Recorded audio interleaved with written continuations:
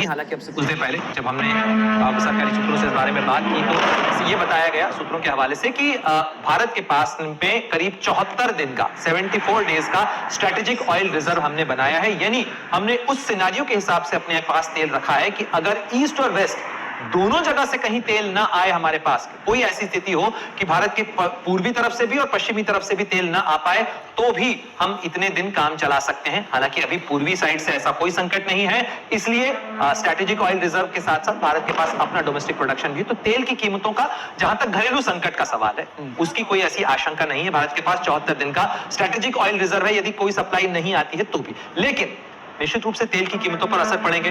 साथ ही इस इलाके के अंदर करीब करीब 90 लाख से 1 करोड़ भारतीय रहते हैं।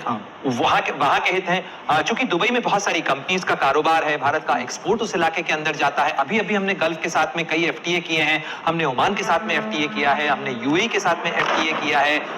कतर प्रधानमंत्री गए थे, वहां भी आर्थिक जो रिलेशन है वो अच्छे करने की कोशिश हुई थी। तो ऐसे में कारोबार प्रभावित होगा तो बाजार पर असर तो माना ही जा रहा है। बाजार पर तो असर होगा।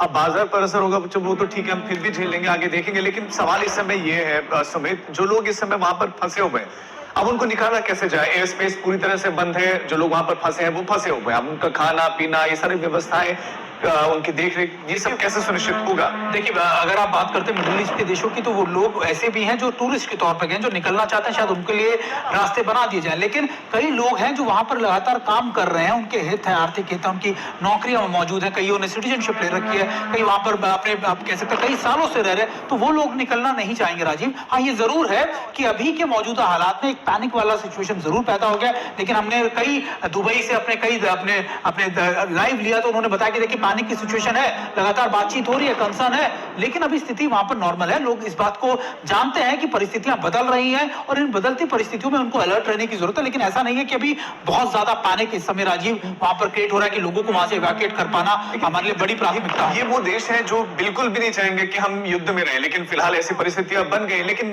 क्या लगता है, क्या प्रेशर आएगा? क्या जल्द ही युद्ध समाप्त होने के लिए क्या इस तरह के प्रयास होंगे? आज जो है यूएनएससी की बैठक, क्या उसमें कुछ ऐसा निकल सकता है? देखिए, यूएनएससी की बैठक